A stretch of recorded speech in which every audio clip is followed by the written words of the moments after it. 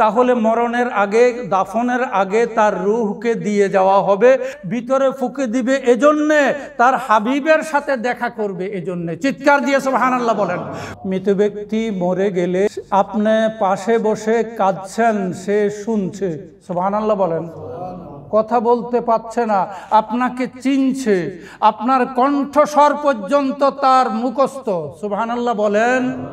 আমার নবী ফরমান, কবরের মাঝে যখন কোনো বান্দা গিয়ে, ও পরিচিত বান্দা গিয়ে যখন কোনো কবরে সালাম দেয়, দোয়া করে, ওই সালামের উত্তরটা কবরবাসী দেয় যদি তাকে চিনতে পারে, তার নাম নিয়ে সালামের উত্তর দেয়, সুবহানাল্লাহ বলেন।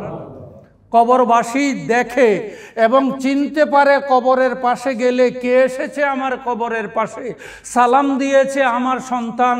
ওই মা বাবা কবর থেকে সন্তানের নাম ধরে সালামের উত্তর দেয়, হাদিসে পাক।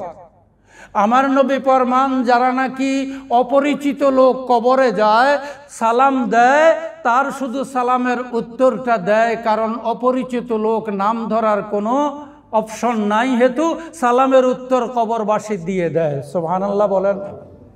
তো ওই কবরবাসী যে কবরে যাওয়ার আগেই রব্বুল আলামিনের জালালিয়ত দিয়ে ওই রূহকে আরো পাক পবিত্র করে তার দেহের মাঝে ফুঁকে দেয়া হয়, দেহের মাঝে আবার রেখে দেয়া হয়।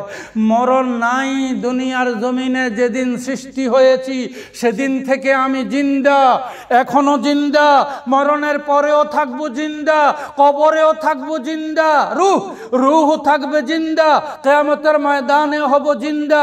এটা হলো একটা প্রক্রিয়া মাত্র।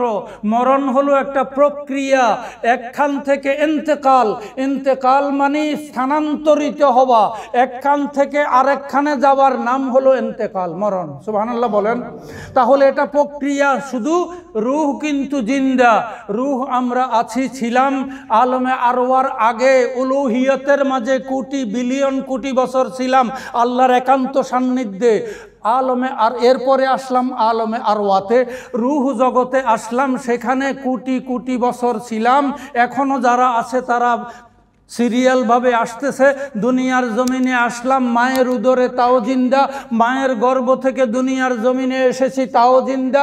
মরণ এক মুহূর্তের জন্য হবে, এরপর জিন্দা, সুবহানাল্লাহ বলেন। মানুষগুলি জিন্দা, সৃষ্টি হয়েছে জিন্দা, কিয়ামত পর্যন্ত থাকবে জিন্দা। মরণ মাত্র প্রক্রিয়া। তাহলে মরণের আগে, দাফনের আগে তার রূহকে দিয়ে যাওয়া হবে। দিয়ে যাওয়া হবে কি জন্য জানেন?